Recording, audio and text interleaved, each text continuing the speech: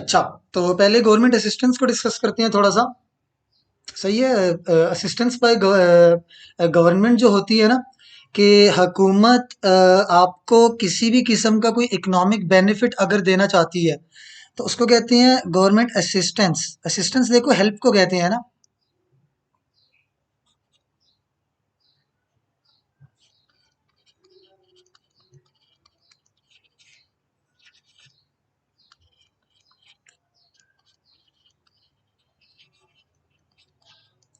तो अब हुकूमत जब भी कोई इकोनॉमिक बेनिफिट देना चाहती है किसी बिजनेस को, अगर अगर वो कोई उसकी शर्तें मानेगा तब, वैसे नहीं, हुकूमत हर किसी को नहीं देगी।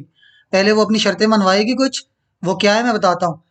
अगर बिजनेस शर्तें मानेगा तब हुकूमत उसकी हेल्प करेगी, वैसे नहीं। तो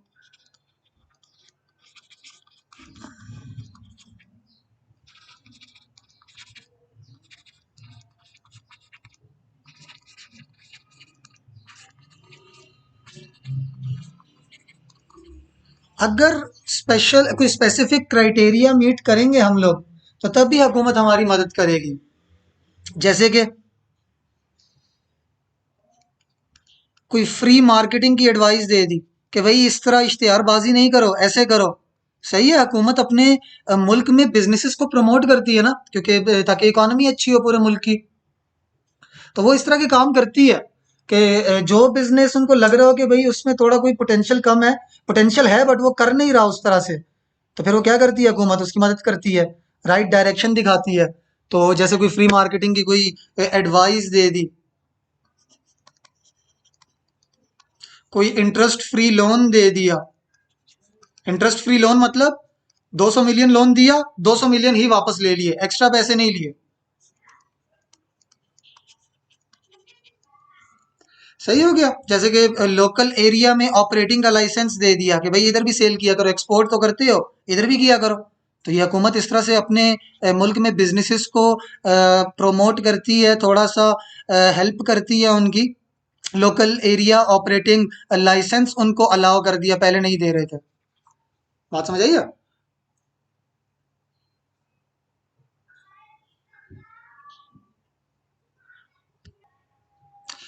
अच्छा, बात याद रखना, गवर्नमेंट असिस्टेंस से मैंने भी बताया है ना, फ्री मार्केटिंग की एडवाइस दे देना, कोई फ्री इंटरेस्ट फ्री लोन।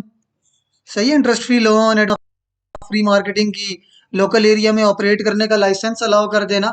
इसमें कोई कंपनी को कोई रिसोर्स नहीं आया, उसका बैंक बैलेंस नहीं ज्यादा हुआ, उसके असासे नहीं ज्यादा आए। बात समझ आई है ना? जेब से कुछ गया ना आया। बट अगर हुकूमत बिजनेस की मदद करना चाहे और उसको रिसोर्सेज दे, जैसे कि पेरोल का खर्चा है कोई मिलियंस में, उन्होंने कहा कि हम थोड़ा सा दे देते हैं आपको, आप एम्प्लॉयमेंट लोगों को देते रहो। उन्होंने शर्तें रखी कि एम्प्लॉयमेंट दोगे, एम्प्लॉयमेंट लोगों को देते रहो, हम उसका खर्चा आपको कुछ 30-40% दे देंगे आपको। सही है, अब ये रिसोर्स दिया उन्होंने। रिसोर्स ठीक है। क्या क्या रिसोर्स आया हमारे पास? डिक्रीज इन एक्सपेंस, ये एक रिसोर्स आ गया। इसी तरह उन्होंने कहा कि भाई आप एक नॉन करंट एसिड लो, मैं आपको आधे उसके पैसे दूंगा, या क्या पता पूरे की पूरी मैं आपको खरीद के दे देता हूँ नॉन करंट एसिड, बट शर्त ये है कि आप वो 5-7 साल चलाओगे। तो ये क्या हो जाता है हमारा? Government grant. तो ग्रांट एक असिस्टेंस की ही एग्जाम्पल है। असिस्टेंस बड़ा है, ये बड़ा भाई है। सही है, ये सबसे बड़ा है। इसकी असिस्टेंस की एग्जाम्पल है क्या? ग्रांट। ये एग्जाम्पल है एक तरह से कि हुकूमत मदद करती है, वो होगी असिस्टेंस। जब वो मदद करती है पैसों की फॉर्म में, वो हो गया ग्रांट। बात समझ आई है? तो असिस्टेंस अगर सिर्फ हो जिसमें इकोनॉमिक बेनिफिट्स हो बट रिसोर्सेज ना आ रहे हो, तो इसको हम नोट्स में डिस्क्लोज करते हैं, मस्ट। असिस्टेंसेस को हम नोट्स में डिस्क्लोज करेंगे, बट इसकी अकाउंटिंग ट्रीटमेंट होती है। सही है, कि अकाउंटिंग ट्रीटमेंट होती है क्योंकि इसमें पैसे आ रहे जा रहे हैं। कहानी समझ आई नहीं आई है? तो गवर्नमेंट ग्रांट्स पे स्टैंडर्ड है, डिस्कस करते हैं। तो गवर्नमेंट असिस्टेंस की अकाउंटिंग ट्रीटमेंट क्या है, उनको नोट्स में डिस्क्लोज करना है बस। गवर्नमेंट ग्रांट्स की ट्रीटमेंट क्या है, तो इसको डिस्कस करते हैं डिटेल में, और इसी पे स्टैंडर्ड है, इसी पे ज़्यादा क्वेश्चनिंग होगी। बट गवर्नमेंट असिस्टेंस का भी याद रखना कि उसको हम नोट्स में डिस्क्लोज करते हैं। सही है, मैं यहाँ पे लिख भी देता हूँ ताकि याद रहे। असिस्टेंस कोई हो तो इसको हम लोग कहाँ लिखेंगे? नोट्स में। बस। अब बात करते हैं गवर्नमेंट ग्रांट्स पे।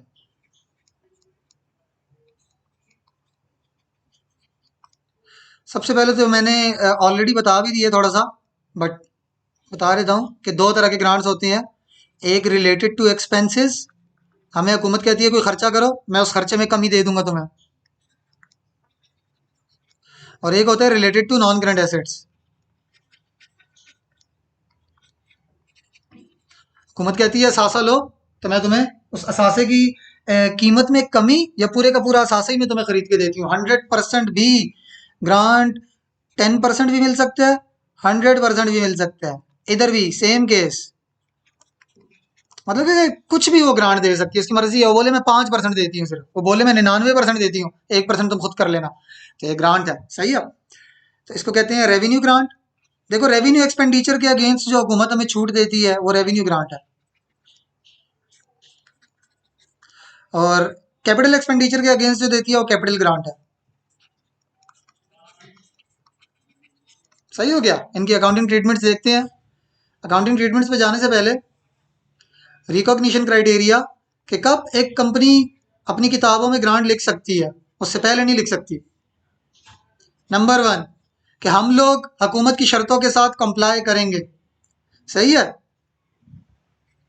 कंडीशंस हैव बीन और विल बी कंप्लाइड। ये एंटिटी को अच्छी तरह पता होना चाहिए कि हम लोग ये पूरा करेंगे, तो तब वो लिख सकती है, नहीं तो नहीं। और हुकूमत हमें वाकई में ग्रांट देगी भी। सही है। ग्रांट विल बी रिसीव्ड, जब ये लगा कि भाई ये ग्रांट अब मिलेगा। एक तो ये है ना कि भाई हम लोगों ने शर्तें नहीं पूरी की, हमें लग रहा है कि ग्रांट मिलेगा, तो हम पहले ग्रांट ले सकते हैं, हमें मिल जाएगा, बट उसको रिकॉर्ड नहीं कर सकते क्योंकि हमने शर्तें पूरी नहीं की। सही है। ये देखो, रिकॉग्निशन क्राइटेरिया क्या है? तब तक नहीं रिकॉर्ड करना जब तक ये दोनों पूरे ना हो जाएं। Should not be recorded until, जब तक ये दोनों शर्तें पूरी ना हो। सही है। ये अब शर्तें किसने कहा है? ऐसी शर्तें रखने का किसने कहा है? कौन सा कॉन्सेप्ट ये कह रहा है कि भाई जब तक ना पूरी करो तब तक ना रिकॉर्ड करो, जब तक हुकूमत ने जो बोला है वो पूरा ना करो तब तक ना रिकॉर्ड करो। क्योंकि ये भी तो हो सकता है कि हम रिकॉर्ड कर लें और कल को शर्तें ना पूरी करें, तो फिर हमने रिकॉर्ड तो करना तो फजूल रहा। तो इसलिए हम पहले नहीं रिकॉर्ड कर सकते जब तक हमें ये ना लगे कि हम शर्तें पूरी कर लेंगे। तो ये कहा है प्रूडेंस मामा जी ने कि जब तक तुम अर्न ना कर लो, कमा ना लो वो चीज, तब तक रिकॉर्ड ना करो। तो जब तक हमें ये ना पता लगे कि हम ये काम पूरा नहीं कर लेंगे, हम ये शर्तें पूरी नहीं कर लेंगे, तब तक नहीं रिकॉर्ड करना। बात समझ आई है?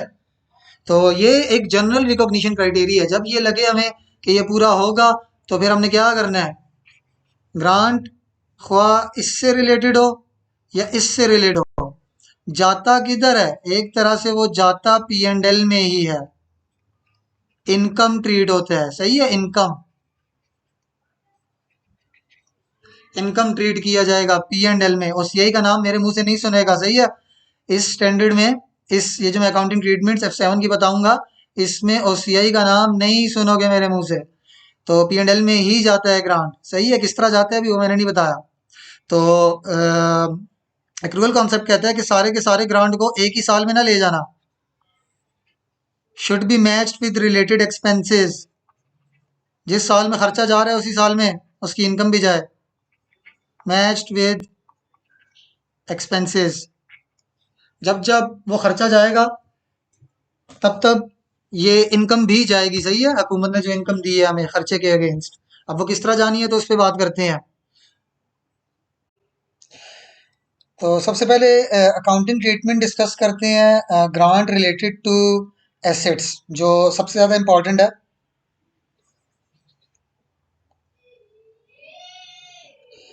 Capital grants.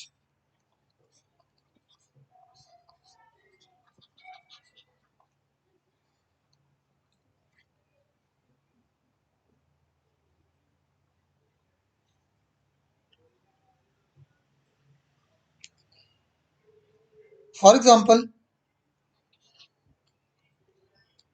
100 मिलियन का एक एसिड था, हमें हुकूमत ने कहा ये खरीदो और इसको 5 ईयर्स तक चलाओ। सही है, अब यही इसकी लाइफ समझ लो, हमारे पास हमने 5 साल ही इसको चलाना है। और हुकूमत ने कहा कि भाई इसको खरीदो तो मैं तुम्हें 30% इसकी कॉस्ट में ग्रांट दूंगा। सही है। ओके। अब क्या अकाउंटिंग ट्रीटमेंट होगी? सही है, क्या मैं कहता हूँ स्ट्रेट लाइन लगेगा। फॉर एग्जांपल हम एसिड पे क्या लगाते हैं? Straight line method.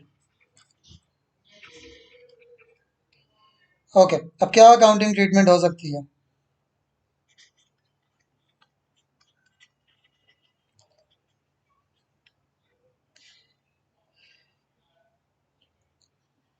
Number one है reduced cost method.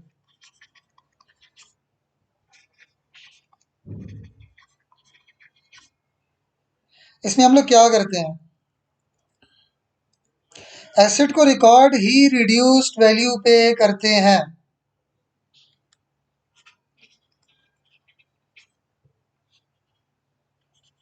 Net asset cost, और इसी को हम डेप्रिशिएट करते हैं।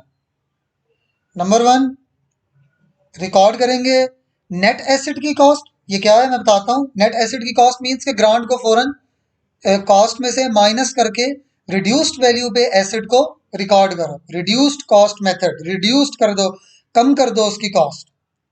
और रिकॉर्ड करने के बाद डेप्रिसिएशन भी इसी कॉस्ट पे होगी, eight reduced cost.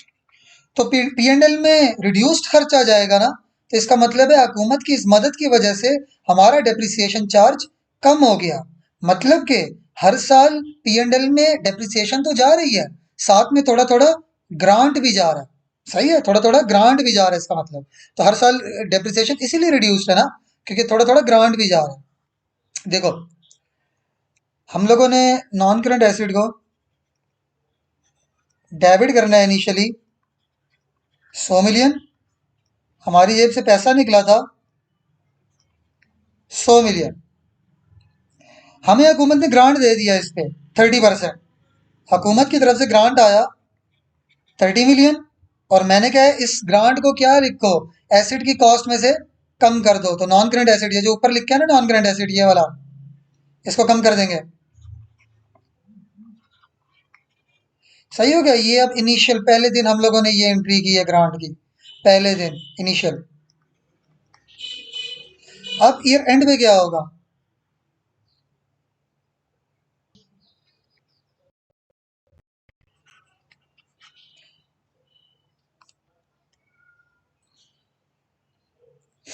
Depreciation 70 million पे करेंगे। एसिड को 70 मिलियन का लिखा था हमने, 70 मिलियन डिवाइडेड बाई 5 ईयर्स, तो 14 जाएगी हमारी क्या, डेप्रिसिएशन। कहानी समझ आई है? और एसेट कैरिंग वैल्यू कितनी रिमेनिंग रह जाएगी? At year end remaining carrying value कितनी रह जाएगी? 70 मिलियन माइनस 14 मिलियन, तो कितना रह गया?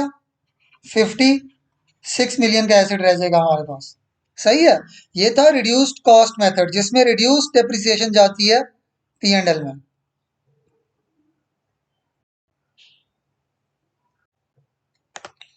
तो एक मेथड मैंने डिस्कस की है, रिड्यूस्ड कॉस्ट मेथड। अब दूसरा मेथड डिस्कस करेंगे।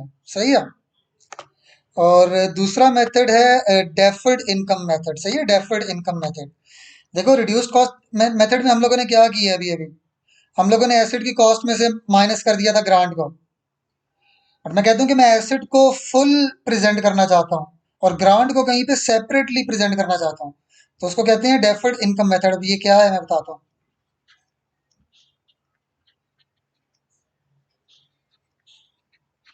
देखो, रिड्यूस्ड कॉस्ट मेथड में हमने एसओएफपी में एसिड को लिखा ही कम था, तो ग्रांट को तो हमने प्रेजेंट ही नहीं किया। पी एंड एल में भी हमने डेप्रिसिएशन कम पे लिखी, वहां पे भी ग्रांट को सेपरेटली प्रेजेंट नहीं किया।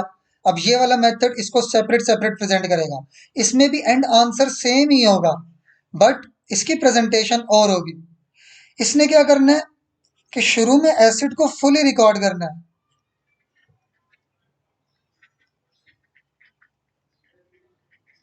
और ग्रांट को सेपरेटली रिकॉर्ड करना है। जो हुकूमत की तरफ से पैसे आए हैं ना 30 मिलियन, उसको ये सेपरेट लिखेगा। कहाँ पे? एसओएफपी में ही, डेफर्ड इनकम के नाम से। ये डेफर्ड इनकम क्या है मैं बताता हूँ। ये एसओएफपी में डेफर्ड इनकम के नाम से लिखे, और डेफर्ड इनकम कहते हैं लाइबिलिटी को। सही है, लाइबिलिटी को। अब इसको लाइबिलिटी क्यों कहते हैं मैं बताता हूँ। देखो अभी हुकूमत ने पैसे दिए हैं, जैसे ही हमने असासा लिया हुकूमत ने पैसे दिए, क्या हमने वो पैसे कमा लिए हैं? नहीं, जब तक शर्तें 5 सालों की पूरी नहीं होंगी हमने वो पैसे नहीं कमाए। तो हमें एक बंदे ने पैसे दे दिए हैं, हमने उसकी शर्तें पूरी नहीं की, इसका मतलब है कि हमें फ्यूचर में वो शर्तें पूरी करने पड़ेगी। तो ये हमारे ऊपर एक लाइबिलिटी होगी ना, ये हमारे ऊपर एक ऑब्लिगेशन होगी। ऑब्लिगेशन क्या है? कि हमने हुकूमत की वो शर्तें पूरी करनी है। उन्होंने जितने पैसे हमें दिए हैं, ये जो 30 मिलियन दिए है हमें, इसकी शर्तें हमने पूरी करनी है। तो ये हमारी क्या है? Unearned income. वो इनकम जो अभी हमने कमाई नहीं है क्योंकि हमने शर्तें नहीं पूरी की।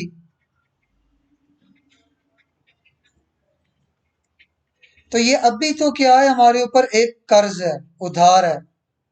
बट हम फ्यूचर में तो इसको अर्न कर लेंगे ना। तो इसमें पोटेंशियल है कि फ्यूचर में हम लोग कमा लेंगे। Potential to convert into income in future. कब? जब हम वो शर्तें पूरी करते जाएंगे। अब वो शर्तें पूरी कब होंगी? तो 5 साल का उन्होंने बोला साथ साथ चलाओ। तो 5 साल में पहला साल आने वाला है ना, पहले ईयर एंड पे क्या करेंगे? देखो इनिशियल दिन हमने क्या किया, पहले दिन हमने क्या किया, हमने एसओएफपी में नॉन करंट एसेट को पूरा लिखा और ग्रांट को लाइबिलिटीज में लिखा। किस नाम से?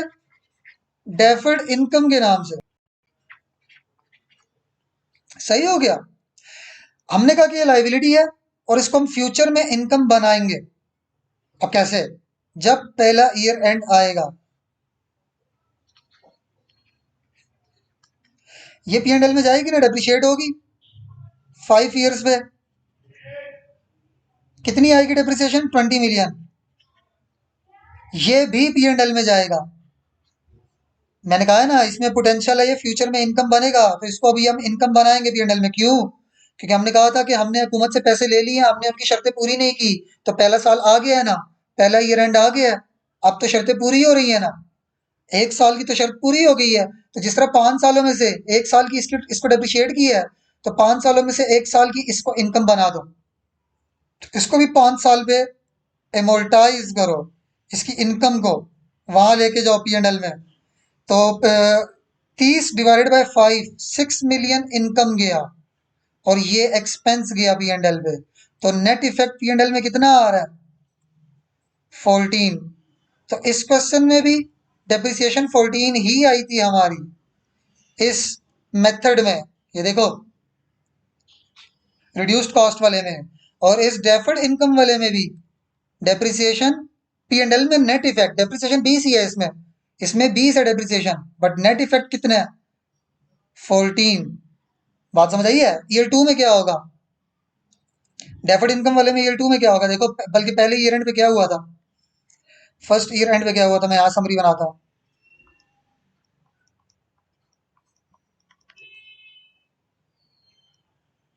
एसओएफपी में से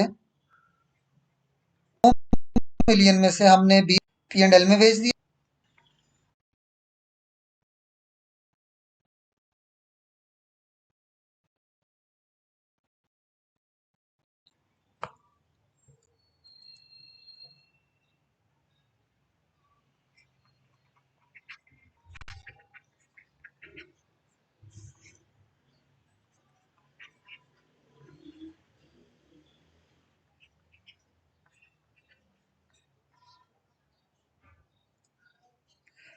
अनएमोल्टाइज्ड डेफर्ड इनकम कितनी रह गई थी?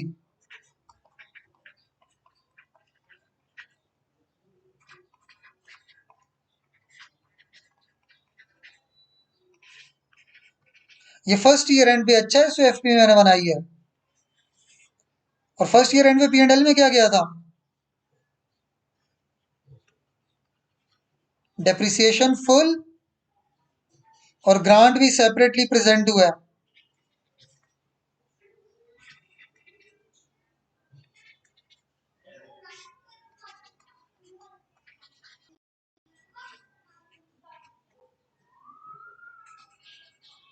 $14 million।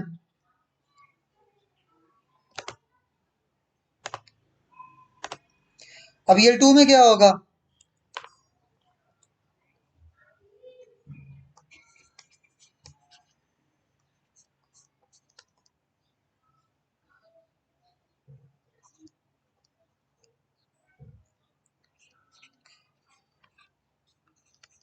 पिछले साल से 80 मिलियन ट्रांसफर हुआ एसेट, इसमें से फिर से डेप्रिसिएशन जाएगी।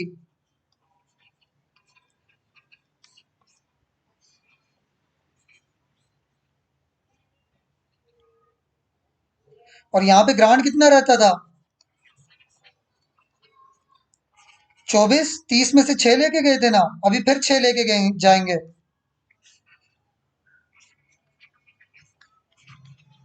और नेट इम्पैक्ट P&L में कितना आ रहा होगा?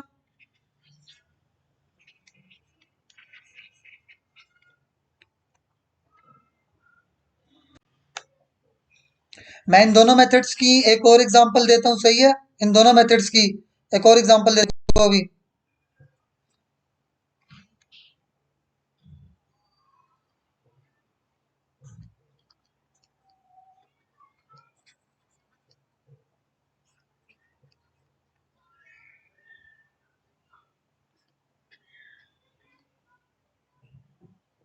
या इजी करता हूँ।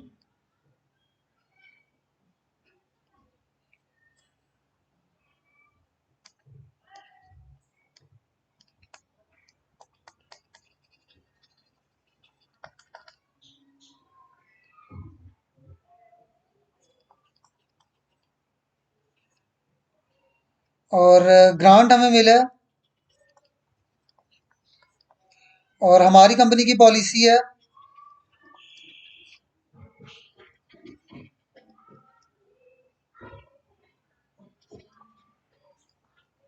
सही हो गया। अभी पहले मेथड के मुताबिक देखो कि कैसे इसको रिकॉर्ड करेंगे।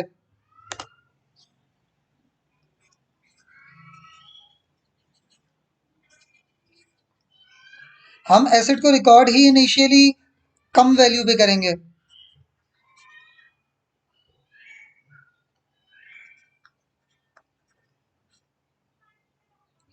आ, 200 मिलियन पे 40% ग्रांट मिला है तो नेट खर्चा हमारा कितना हुआ है? 60%। और ग्रांट को एसओएफपी में कहीं पे भी सेपरेटली नहीं लिखेंगे, बस हमने वो कॉस्ट में से कम कर दिया है।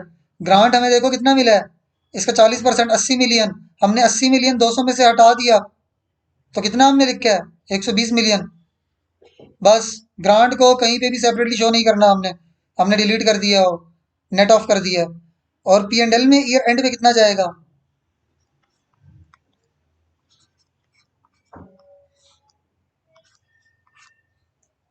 रिड्यू हम लोग कौन सा मेथड लगाएंगे एसिड पे? Reducing balance 20%। तो ईयर एंड में P&L पे है, इसका 20% जाएगा।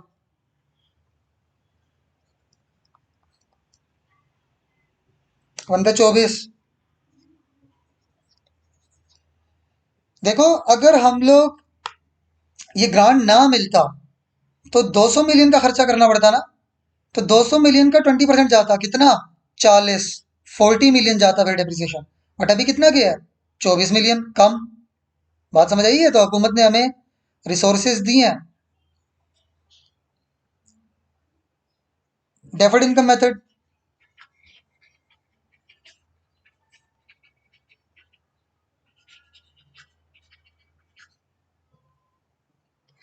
हम एसेट को फुल लिखेंगे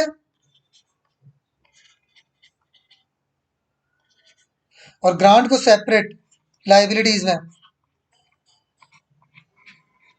कितना था ग्रांट? 200 मिलियन का 40%, 80 million. Eight year and P&L में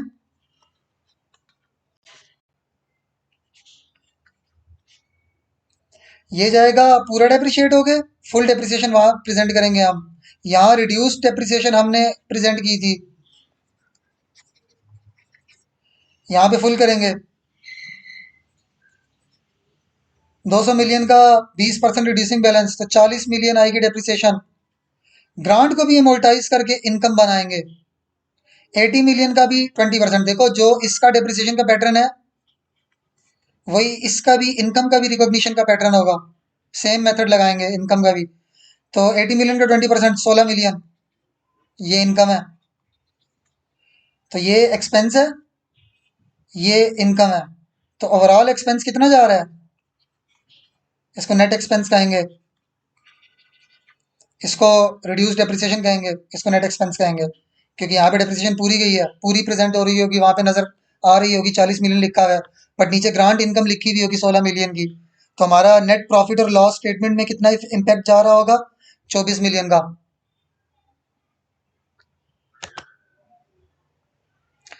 अच्छा, अब ये जो डिविडेंड का मेथड है ना, ये हो तो खत्म गया है, बट इसकी प्रेजेंटेशन में एक काम और है। क्या है वो, मैं यहीं पे बता देता हूँ कि ये जो ग्रांट बच जाता है ना ईयर एंड पे, अब जैसे यहाँ पे कितना बचा है टोटल, 200 मिलियन का 40% तो 80 मिलियन ग्रांट था। पहले साल उसको हम P&L में 20% मतलब 16 मिलियन लेके गए हैं।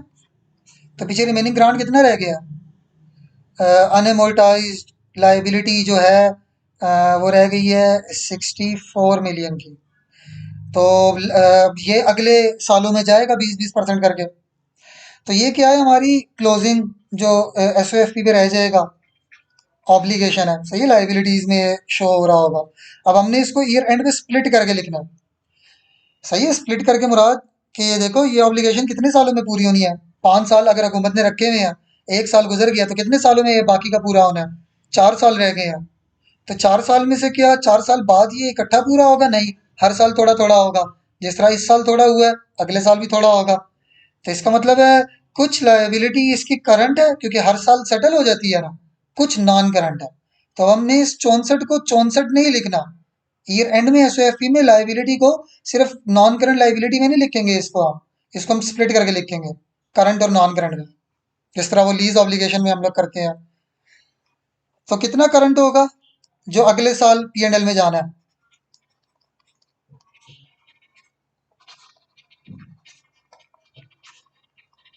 तो इसका 20% अगले साल भी जाएगा ना, इसका 20% कितना होगा, 12.8। नेक्स्ट ईयर जितनी भी अमोर्टाइजेशन होगी वो करंट लाइबिलिटी है। बाकी जो बच गई इसमें से 12.8 निकालो तो 51.2 रह जाता है। ये क्या है, नॉन करंट लाइबिलिटी। कुल 64 मिलियन ऑब्लिगेशन है ना, उनमें से कुछ अगले साल सेटल हो जानी है जो अगले साल P&L में जानी है, और बाकी की अगले साल नहीं सेटल होनी, मतलब अगले साल के बाद, तो वो नॉन करंट लाइबिलिटी में प्रेजेंट करना है। चमाद में एक क्विक समराइज करता हूँ। हम लोग पढ़ रहे थे कैपिटल ग्रांट, ग्रांट्स जो हमें एसेट्स के अगेंस्ट मिलता है, और दो मेन अकाउंटिंग ट्रीटमेंट्स थी इसकी।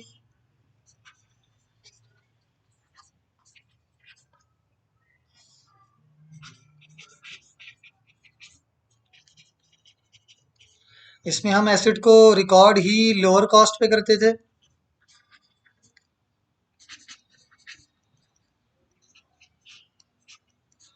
और इसी को हम लोग डेप्रिशिएट भी करते थे,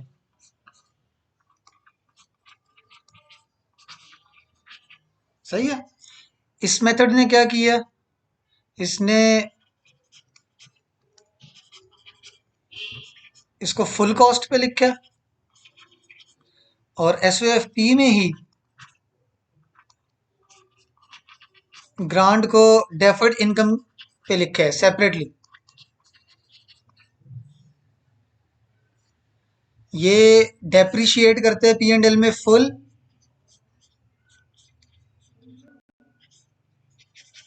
जो इसका डेप्रिशिएट करने का मेथड है वही इसी का भी इनकम में कन्वर्ट होने का मेथड है, सही है। इनकम एमोर्टाइज होगी वहां पे, मतलब कि एज इनकम जाएगा ये। मैं इसकी एंट्री क्लियर कर दूं, कि डेफर्ड इनकम को जो हम वहां लेके जाते हैं, कैसे लेके जाते हैं, मैं इसकी एंट्री क्लियर कर देता हूं। जिस तरह पीछे एक क्वेश्चन मैंने करवाया है, तो उसमें हम लोग 80 मिलियन में से 16 मिलियन लेके गए थे। सही है। इसमें हमने क्या किया था, डेफर्ड इनकम हमने 80 मिलियन सेपरेटली रिकॉर्ड की थी, इसमें से 16 मिलियन लेके गए थे, तो पीछे 64 मिलियन रह गया था। ये 16 मिलियन हम कैसे लेके गए हैं P&L में? हमने लाइबिलिटी को कम किया,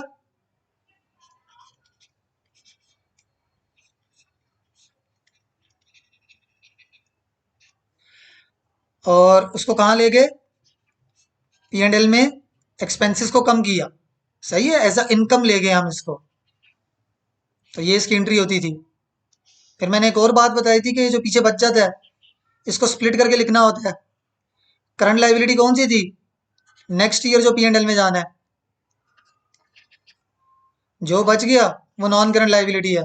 पीछे जितनी भी बच गई वो नॉन करंट लाइबिलिटी में लिखोगे। कैसे लिखोगे?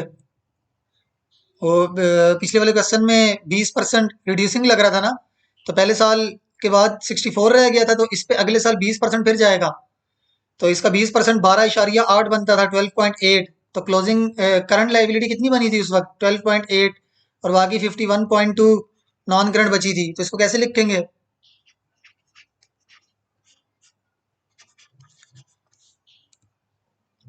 SFP में नॉन करंट एसिड हमने 200 मिलियन में से 40 मिलियन P&L ले गए थे, तो ये रह गया होगा 160 मिलियन का। और लाइबिलिटीज में, नॉन करंट लाइबिलिटी में हमने लिखा हुआ होगा 51.2, और अगले साल की जो ऑब्लिगेशन है 12.8, वो हमने सेपरेटली लिखा होगा। ये एसओएफ एंड पे प्रेजेंटेशन होगी। बात समझ आई है? अभी मैं प्रैक्टिस करवाता हूँ, क्वेश्चन करवाता हूँ। तो सबसे पहले ये कैप्लन की बुक का टेस्ट और अंडरस्टैंडिंग 5 है, ये देखते हैं। तो ये बिल्कुल बेसिक्स ही है, फिर इसके बाद जो है ना आप किट पे जाते हैं। तो ये पढ़ लो जल्दी से।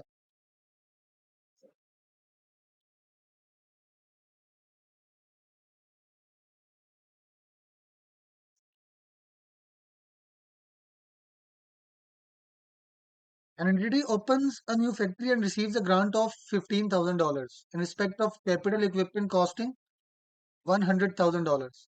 1 लाख का एसिड है और 15,000 ग्रांट मिला है। और कह रहे depreciates all plant and machinery at 20% straight line। Depreciation का मेथड भी हमें बता दिया। अब वो कह रहे हैं कि भाई दोनों मेथड्स मुझे लगा के बताओ, दोनों मेथड्स। तो देखते हैं। सबसे पहले रिड्यूस्ड कॉस्ट मेथड देखो।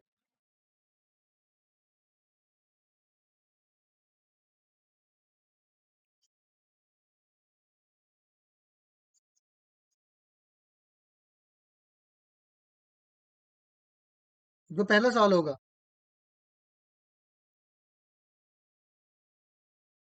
एसिड की कॉस्ट कितनी है, 1 लाख।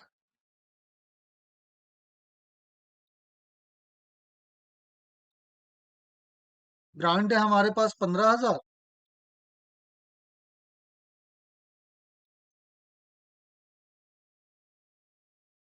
रिड्यूस्ड कॉस्ट मेथड में हम लोग एसिड की कॉस्ट में से ग्रांट को माइनस कर लेंगे, तो हमारे पास नेट कॉस्ट आ जाएगी, जो कि कैपिटलाइज होगी। अब एसिड की जो वैल्यू एसओएफपी में जाएगी, वो ये 85,000 होगी। अब ये लिखा जाएगा और हर साल यही डेप्रिशिएट होगा,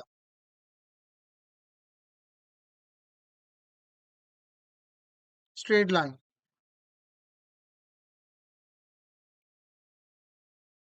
तो कितनी डेप्रिसिएशन बन जाती है हर साल?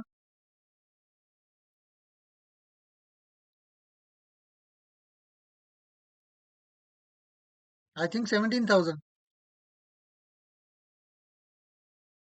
तो हर साल P&L में 17,000 जाएगा। सही है। P&L में कितना नेट डेप्रिसिएशन जा रही होगी हमारी? नेट डेप्रिसिएशन तो ना बोलो, बोल भी सकते हो, क्योंकि कॉस्ट जो है वो नेट है। नेट कॉस्ट है, उस पे डेप्रिसिएशन लग रही है, तो कम डेप्रिसिएशन जा रही है, तो हर साल P&L में 17,000 जाएगा। सही है। एसेट 85 लिखा हुआ होगा, फर्स्ट ईयर एंड में 17,000 उसमें से भी P&L में चला जाएगा। तो रिमेनिंग एसओएफपी में कितना रह जाएगा कैरिंग वैल्यू एसिड की?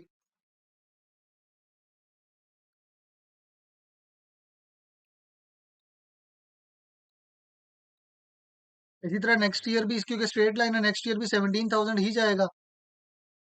सही है। पी एंड एल में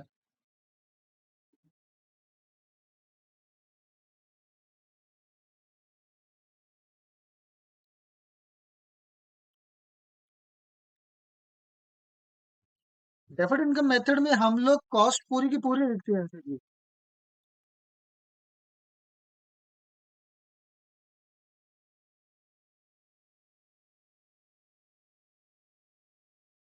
और साथ में लायबिलिटीज में, चूंकि 20% स्ट्रेट लाइन मींस एसेट्स की 5 इयर्स लाइफ है।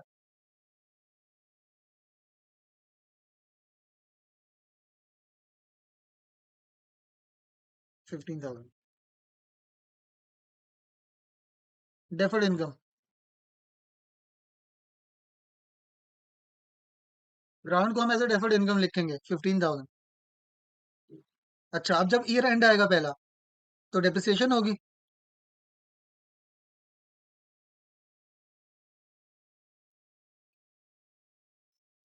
तो 1 लाख का 20% 20,000 पी एंड एल में जाएगा। इसी तरह जो मेथड तुम लोग एसिड पे लगाओगे, जो भी डेप्रिसिएशन का मेथड, ख्वाह वो रिड्यूसिंग बैलेंस हो या जो है ना स्ट्रेट लाइन हो, जो भी मेथड आप लोग नॉन करंट एसिड की डेप्रिसिएशन के लिए लगाओगे, अडॉप्ट करोगे, वही डेफर्ड इनकम का, वही ग्रांट को पी एंड एल में लेके जाने के लिए, एमोर्टाइज करने के लिए वही मेथड होगा। तो आप लोग इसका भी 20% पी एंड एल में लेके जाओगे एज ए इनकम। तो 15,000 का 20%। तो अब देखो पी एंड एल में क्या होगा। देखो जरा पी एंड एल में क्या होगा।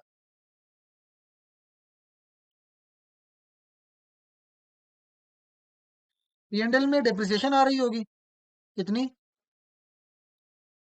20,000। और ग्रांट भी एज अ इनकम आ रहा होगा, डेफर्ड इनकम एमोर्टाइज होके पी एंड एल में आएगा ना, 3,000।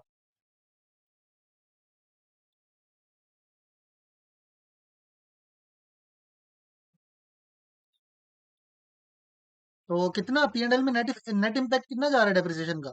ये मैं नहीं कह रहा कि आप लोग जरा नेट ऑफ करो इसको, पहले फिर पी एंड एल पे जाओ, नहीं। आप पी एंड एल में इसको सेपरेटली प्रेजेंट करोगे, इसको सेपरेटली प्रेजेंट करोगे। जिस तरह एसओएफसी में आपने इन दोनों को सेपरेटली प्रेजेंट करना है। तो पी एंड एल में ओवरऑल प्रॉफिट में कितना इम्पैक्ट आ रहा होगा इस एसेट से रिलेटेड? 17,000। तो इस मेथड में भी 17,000 देखो जा रहा था पी एंड एल में, इस मेथड में भी 17,000 जा रहा है। बात समझ आई है? तो दोनों मेथड में पी एंड एल में नेट सेम ही होता है, बस मेथड सेपरेट है। एक कह रहा है एसेट की कॉस्ट से माइनस कर दो डायरेक्टली और रिड्यूस्ड कॉस्ट लेके जाओ, रिड्यूस्ड डेप्रिसिएशन लेके जाओ पी एंड एल में। और एक कह रहे जो है ना कि सेपरेटली सेपरेटली एसओएफपी में प्रेजेंट करो और पी एंड एल में भी सेपरेटली प्रेजेंट करो। इस दूसरे मेथड में डेफर्ड इनकम मेथड में एसओएफपी में क्या रह जाएगा? ये अब इंपॉर्टेंट है और एग्जामिनर यही चीज ज्यादातर पूछता है बच्चे से। नॉन करंट एसेट 1 लाख में से 20,000 पी एंड एल में गया तो कितना रह जाएगा? 80,000 कैरिंग वैल्यू। अब ये जो ग्रांट है, 15,000 में से 3,000 गया था, 15,000 में से 3,000 गया था पी एंड एल में, तो टोटल 12,000 रह जाएगा। अब इस 12,000 को हमने पी एंड एल में लेके जाना है अगले 4 सालों में। देखो 20% स्ट्रेट लाइन मीन्स कि 5 साल लाइफ थी, 1 साल गुजर गया, पहले साल के एंड पे हम आगे रह गए 4 साल। मतलब ये बाकी का जो ग्रांट है ये 4 साल में अमोर्टाइज होना है। तो इसका मतलब है ये लाइबिलिटीज से पी एंड एल में जाएगा 4 सालों में। लाइबिलिटीज डेफर्ड इनकम लाइबिलिटी होती है, ये लाइबिलिटीज से पी एंड एल में जाएगा 4 सालों में। तो ये सारे का सारा नॉन करंट लाइबिलिटी में शो करना या करंट लाइबिलिटी में शो करना, ये मैंने बताया था कि भाई देखो हर साल उसमें से कुछ ना कुछ पी एंड एल में जाने हैं ना, ग्रांट में से हर साल 20% जाने हैं ना, तो अगले साल भी जाएगा, इसका मतलब ईयर 2 के एंड पे भी जाएगा। तो आज ईयर 1 के एंड पे ये सोचो कि भाई 4 सालों में लाइबिलिटी पी एंड एल में जानी है, तो उसमें से कुछ अगले साल भी तो जानी है ना, तो जो अगले साल जानी है वो करंट लाइबिलिटी में शो करो, बाकी नॉन करंट में शो करो। देखो ये जो ग्रांट डेफर्ड इनकम, 12,000 रहती है। ये 4 सालों में P&L में जानी है। तो ये सारे का सारा क्या नॉन करंट लाइबिलिटी में शो करोगे या करंट लाइबिलिटी में सारे का सारा शो करोगे? तो आंसर इज कि भाई जो अगले साल P&L में जाना है वो करंट लाइबिलिटी में शो करो। करंट लाइबिलिटी में क्या जाएगा? नेक्स्ट ईयर की एमोर्टाइजेशन ग्रांट की, जो अगले साल ग्रांट P&L में जाना है वो करंट लाइबिलिटी में शो करो। अब अगले साल कितना जाना है? जितना इस साल गया है उतना ही अगले साल जाना है, स्ट्रेट लाइन लगना है ग्रांट पे। तो बाकी का जो रह जाएगा बैलेंसिंग फिगर, 12,000 में से 3,000 अगले साल जाना है तो वो करंट लाइबिलिटी में है। तो बाकी का जो रह गया 9,000 वो नॉन करंट लाइबिलिटी में। बात समझ आई?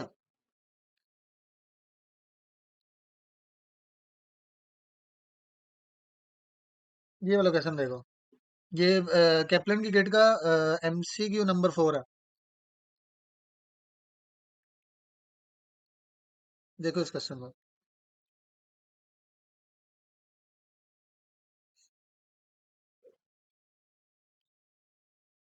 A manufacturing entity receives a grant 1 million towards the purchase of a machine. अब ग्रांट 1 मिलियन मिला है। पहले तो बच्चे ये समझेंगे कि भाई 1 मिलियन का एसेट है। Grant of 1 million. अब वो मशीनरी कितने की है ये उसने बताया ही नहीं है। सही है, मशीनरी कितने की है तो उसने बताया नहीं है। करें the grant will be repayable if entity sells the asset within 4 years. 4 सालों में अगर एसेट बेच दिया तो ये ग्रांट वापस करना पड़ेगा। तो जो उसकी नीयत नहीं है, जाहिर सी बात है ग्रांट लेने के लिए शुरू में नीयत तो होती नहीं है कि हम लोग ग्रांट लाइक रीपे करेंगे। ये नियत तो होती नहीं है। It does not intend to do. The asset has useful life of 5 years. What is the deferred income liability balance at 30 June X3? अच्छा, ग्रांट मिला कब था? X3 के स्टार्ट में और X3 के मिड में ही हमारा ईयर एंड है। मतलब 6 महीने बाद की डेफर्ड इनकम लायबिलिटी पूछ रहा है। तो अब सीन ये है कि देखो 1 मिलियन को तुम लोग एमोर्टाइज करोगे P&L में 4 इयर्स या 5 इयर्स में। अब क्वेश्चन असल में उसका ये है, यहाँ पे 6 मंथ्स बाद वो पूछ रहे हैं कि भाई क्लोजिंग लाइबिलिटी कितनी होगी, क्लोजिंग डेफर्ड इनकम कितनी होगी। तो वो तो अब तब पता लगेगा ना कि 4 सालों पे उसको हमने P&L में भेजना है 5 सालों में। तो याद रखना ग्रांट को एमोर्टाइज किया जाता है एसेट की यूजफुल लाइफ पे। सही है, ग्रांट को एमोर्टाइज किया जाता है एसेट की यूजफुल लाइफ पे। तो 1 मिलियन, मैं 3 जीरोस कॉमन ले रहा हूँ। सही है, 6 जीरोस होते हैं मिलियन में, 3 जीरोस मैंने कॉमन ले लिया। तो 5 इयर्स, तो 0.2 मिलियन बनता है एक साल का। तो इसमें से हाफ ईयर का 1 मिलियन। हाफ ईयर का जब 0.1 मिलियन, अच्छा 0.1 मिलियन हाफ ईयर का। हाफ ईयर का 0.1 मिलियन जब चला जाएगा P&L में तो बाकी रिमेनिंग कितना रह जाएगा? 1 मिलियन में से 0.1 मिलियन गया तो 0.9 मिलियन रिमेनिंग रह जाएगा। 1 मिलियन 5 सालों का है तो आधे साल का 0.1 मिलियन चला जाएगा P&L में। बाकी डेफर्ड इनकम लाइबिलिटी SOFP में कितनी रह जाएगी? 0.9 मिलियन। ये बहुत ही सिंपल सा क्वेश्चन था। इसमें सिर्फ वो बताना चाह रहा था कि भाई हम लोग यूजफुल लाइफ से करते हैं ग्रांट को P&L में लेके जाते हैं, amortize करते हैं। तो ये एक MTQ है शॉलर। सही है, इसके बाद मैं एक और MTQ भी भेजता हूँ। ये एक MTQ है शॉलर, उसका ये वाला पैराग्राफ पढ़ो।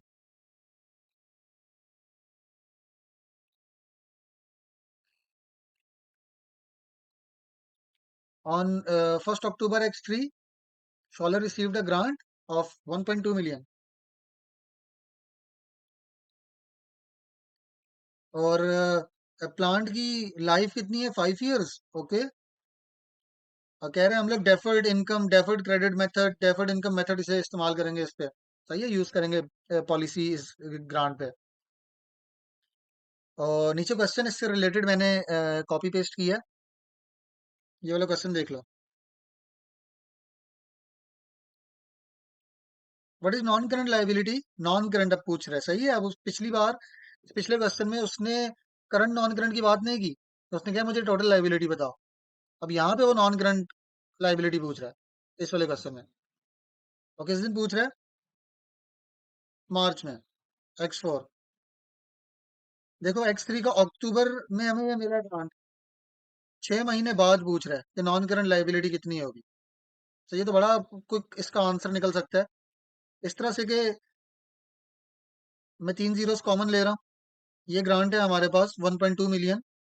ये कितने सालों में P&L में जाने? 5 ईयर्स में। आई थिंक 5 ईयर्स ही, हाँ ये 5 ईयर्स ही है। सही है, 5 ईयर्स में P&L में जाना है। तो आधा साल तो गुजर गया इस डेट और इस रिक्वायरमेंट की डेट में, 6 मंथ्स तो गुजर गए हैं। तो 6 मंथ्स का तो वैसे ही P&L में चला गया है। सही है, 6 मंथ्स का P&L में चला गया। तो 6 मंथ्स का कितना बनता है? इसको डिवाइडेड बाय 5 करो और 6/12 करो। तो आई थिंक 1 ईयर का बनता है 240। 1 ईयर का बनता है 240। तो हाफ ईयर का बन जाएगा 120। हाफ ईयर का तो P&L में गया आउट ऑफ 1200। हाफ ईयर का P&L में जब चला जाएगा तो कितना रह जाएगा? 1080। अब ये तो टोटल लायबिलिटी रह जाएगी, टोटल डेफर्ड इनकम रह जाएगी। उसने ये भी ऑप्शन में दिया हुआ है जो कि गलत है। ये तो टोटल है। उसने आपसे क्या पूछा है? मुझे नॉन करंट बताओ। उसने पूछा मुझे नॉन करंट बताओ। तो सोचो मैंने अभी थोड़ी देर पहले क्या बताया था? नॉन करंट कौन सा होता है? अच्छा, मैंने बताया था करंट कौन सा होता है। टोटल लायबिलिटी में करंट कौन सा होता है? टोटल लायबिलिटी में करंट लायबिलिटी कौन सी होती है?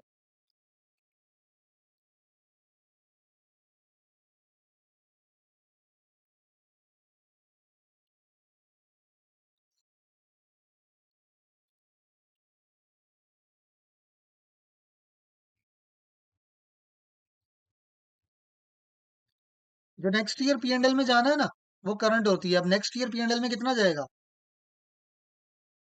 इस 1080 टोटल डेफर्ड इनकम में से नेक्स्ट ईयर P&L में कितना जाएगा? क्या इस साल 120 गया है तो अगले साल भी 120 जाएगा? नहीं भाई, इस साल तो 6 महीने हुए थे एसेट लिए हुए। अगले साल तो पूरे 12 महीने हुए हुए होंगे ना। तो अगले साल तो पूरे के पूरे साल का जाना है। कितना है वो? 240 है। तो ये तो करंट हो गया। वो करंट भी आपसे नहीं पूछ रहा, वो नॉन करंट पूछ रहा है। तो जो बच गया वो नॉन करंट हो गया। सही है। तो 1080 में से 240 जब जना अगले साल चला जाएगा, अगले साल जाना है, तो बाकी कितना नहीं जाना वो नॉन करंट है। जो अगले साल नहीं जाना वो नॉन करंट है।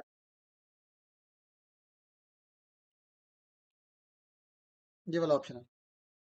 What is carrying amount of non current liability? सही है। तो carrying amount of non current liability ये उसमें बोलेगा जब company deferred income method use कर रही हो। नॉन करंट एसेट से जो रिलेटेड होता है ना, उसमें हम ग्रांट पूरा P&L में नहीं लेके जाते थे, या एसेट के साथ वो पूरा नेट इफेक्ट नहीं होता था, नेट ऑफ नहीं होता था। इसको हम सेपरेटली डेफर्ड इनकम बना के रखते थे और थोड़ा थोड़ा करके ईच ईयर एंड पे लेके जाते थे। पीछे जो बच जाता था एसओएफपी में, वो क्या थी? डेफर्ड इनकम थी, वो लाइबिलिटी थी, उसको हम स्प्लिट करके लिखते थे। तो ये नॉन करंट का पूछ रहा है। सही है, उसमें से नॉन करंट का पूछ रहा है। तो देखते हैं डेटा। अच्छा, ये नॉन करंट पूछ भी कब की रहा है ये देखते हैं। सही है, ये सबसे पहले तो ये भी देख लिया करो कि नॉन करंट किस वक्त की पूछ रहा है। तो नॉन करंट ये पूछ रहा है 30 दिसंबर 2017। और कब ये एसेट लिए ग्रांट मिला है? 1 अप्रैल 2017। देखो, 1 अप्रैल को ग्रांट मिला है और उसी साल के 31 दिसंबर का पूछ रहा है, 9 महीने बाद का। जब ग्रांट मिला था उस वक्त हमने एसओएफपी में ग्रांट को लिखा होगा। डेफर्ड इनकम मेथड में हम ग्रांट पूरा लिखते थे सेपरेटली। 2.6 मिलियन ग्रांट मिला था, ये जिस दिन मिला था उस दिन डेफर्ड इनकम।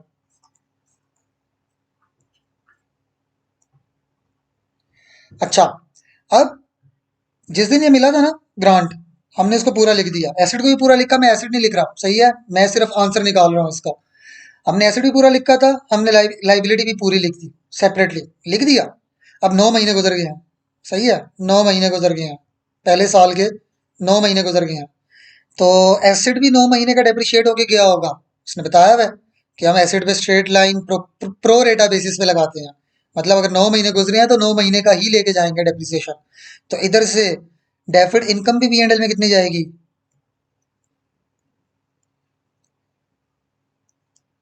यूजफुल लाइफ कितनी है? 5 साल। एसिड भी 5 सालों में डिवाइड हुआ होगा, हम ग्रांट को भी 5 सालों में डिवाइड करेंगे। अच्छा, 5 साल में डिवाइड होगी, बट अभी तक तो 9 महीने गुजरे हैं, तो सिर्फ 9 महीनों का।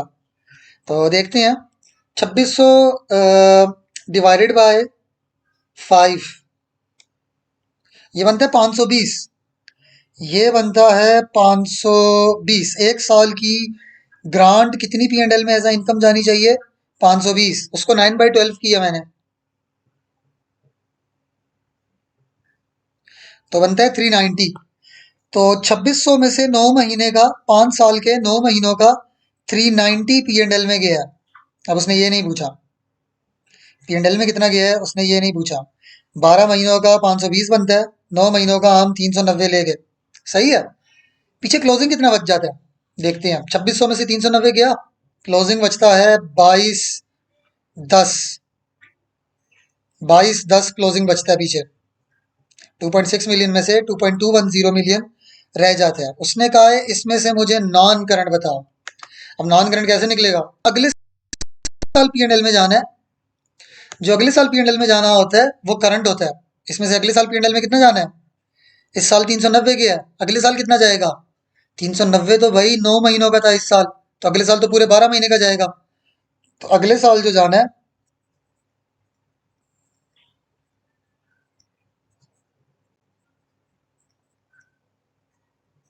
नेक्स्ट ईयर अमोर्टाइजेशन जो होती है वो करंट लाइबिलिटी होती है, और वो है 520। इसमें से 520 निकालो तो 1690 रिमेनिंग रह जाता है, जो कि नॉन करंट लाइबिलिटी है।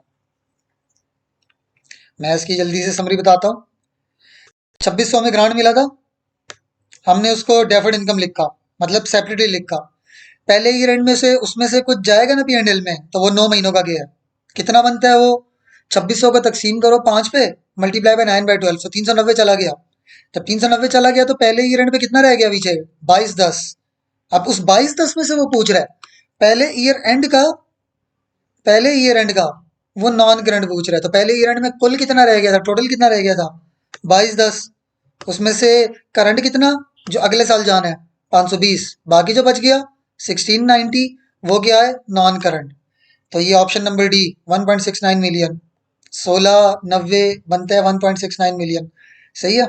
ये चेस्टनट को का क्वेश्चन था, चेस्टनट को का पार्ट था एक।